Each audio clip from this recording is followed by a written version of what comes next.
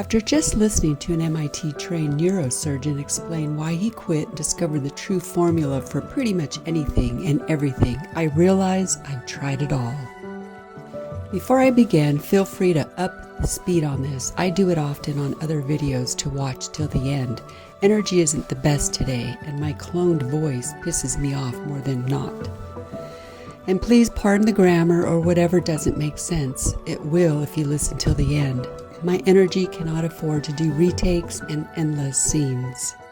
And pardon the background noise. Seems they're working on the golf course down the hill. This humidity has been horrendous on Pain, and my mast cell activation syndrome cannot do fake air or heat. For starters, I wish I could still eat my semi-raw homemade cannabis cookie before bed, but POTS, postural orthostatic tachycardia syndrome, has made it scary, as in, I feel like I will not wake up the next morning, and while I am not afraid to die, I'm just not ready. My marijuana cookie didn't work 100% because I didn't take a lot, but it did take the edge off the pain, allowing me to fall asleep. Like my diet and another video I did on spiritual awakening, with each passing month or so, my slice of sleep aid became smaller and smaller, this due to my ever-evolving soul. And aside from the intentional use of ayahuasca, bufo, and a few other plant medicines, I like my brain, and I hate the feeling of being high. Heck, I can't even take pharmaceuticals because they make me feel worse. As a child, I couldn't take asthma medication, and in 10th grade I almost died from anaphylactic shock from an iodine used during a CAT scan. All this from the birth defect of Ehlers-Danlos syndrome and umpteen comorbidities. Of course, being an indigo child, star child, a chosen one, is also why food, medication, the environment, and more affect us more than others. I was also born a vegetarian for these reasons. Aside from dairy, I'm vegan at home. Not anal enough to forego broth or lard used in restaurants unless I can taste it. I can usually smell it walking in, but do try to eat quality food over quantity. And I certainly don't fall for any good deal when it comes to food, home or not. Here's what I've tried in decades before many became a fad. Thanks to sites like Earth Clinic, I've been blessed to find remedies from around the world that help for a time. Most with EDS are on medications, some on a feeding tube, and others in a wheelchair. I've gone so far to get saline infusions twice a week for 3 months to keep my blood pressure up. My skin was allergic to the dressings. I do drink enough water, use Celtic salt, and take 1 to 2 grams of salt a day, so the infusions were not a huge help.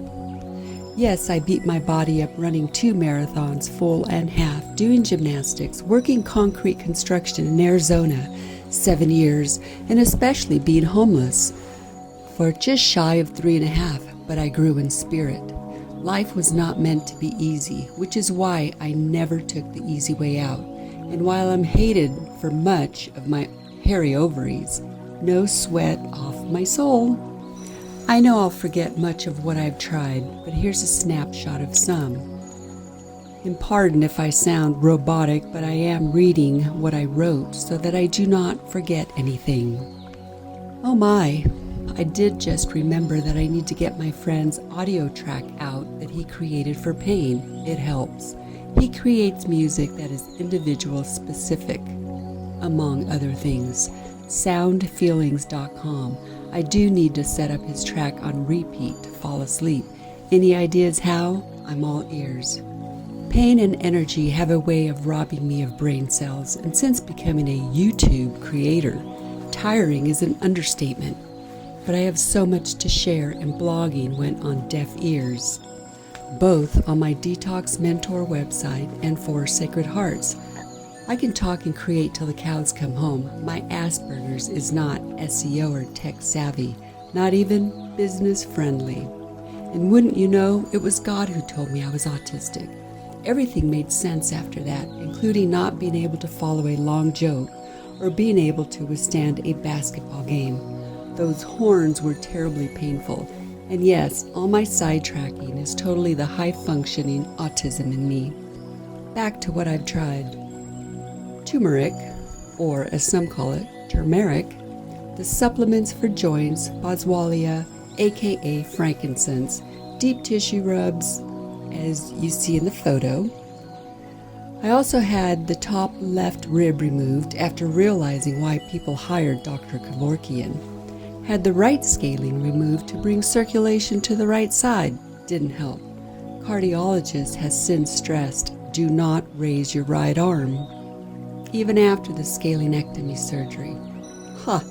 In a perfect world, I'd have someone who cared. Not even when they got paid to help, did they help me. Right rib removal is the solution to allow me to raise my right arm, not doing it despite getting scoliosis after having the left rib removed. Yes, I am out of balance, but that's where some of my energy goes, keeping my posture as upright as I can. On the bright side, God says I will be healed soon, and I believe it. I've lost count on the surgeries. I don't know, 8 to 10, and car accidents the same.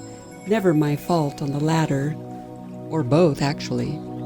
Not to put a feather in my cap, but having a Class A driver's license and driving almost 10 years professionally, I am a damn good driver, which is why I hate Uber and the like. My mom always worried I would be in a car accident. Sure enough, since she died in 2004, none. Careful what thoughts you put on your child or anyone, including yourself for that matter. What we think about, we bring about, good or bad. So what has worked the best? Diet and detox. Exactly what the MIT Neurosurgeon said. Well, he says diet and lifestyle. Agreed. I started using coffee enemas for pain, just like they did for the soldiers post-World War II. They are magical for so many reasons, as I gave an intro to on another video. I did the Ehlers-Danlos specific physical therapy, resistance training, and Pilates, which I love. Acupuncture helps, but every doctor gets tired and starts treating me like a number, as if a birth defect can be healed. Some get to the point of saying mean, stupid, hurtful shit. Side note, if you hear a lot of fidgeting, yes, that's pain for you. Some may think, why not try this or that? Oh, I do love pole therapy, but after so many visits, they always seem glad to see me go. So damn tired of having to wait for the doctor's approval. I hate the healthcare system. They cater to those who live ignorantly bliss, feeding their taste buds over their soul. Does anyone have a remedy they think I have not tried? Do tell. EDS affects every joint, every square inch of our collagen, from head to toe, inside and out. Stretching is the worst thing we can do for our bodies, which is why every physical therapist has ended up hurting me instead of helping me. Worst of all, I was diagnosed with EDS in 2020, and that was on a televisit. Most of my life I was told I was hypermobile, but never any mention of Marfan syndrome or Ehlers-Danlos syndrome, thanks to the wonderful doctor at Loma Linda, he being the only one who had a heart, soul, and brain. I'm sorry, Loma Linda, but you let me down big time. My 21 hours in the emergency room spoke volumes. They treated the youth in handcuffs better than the elders or disabled. The youth got brown bag lunches. One elder woman there as long as I was, they sent her on a stretcher in an ambulance to a lesser hospital. I was sent home after 21 hours, white-knuckling it through the canyon. And this is not to single out Loma Linda. I have yet to find a hospital that cares. Seems the UK are the only ones interested in helping us. One woman in the UK spent 4 months in the hospital for what I went to Loma Linda for. Talk about heartless. And in case you're wondering, the postural orthostatic tachycardia that affects our breathing, temperature regulation, and blood pressure. I have literally been to the emergency room just over a handful of times. That visit to Loma Linda was the first time for health reasons. All the other times were for injuries. And that was the treatment I got? Those who abuse their body get the best care. End of my story for today. Peace out.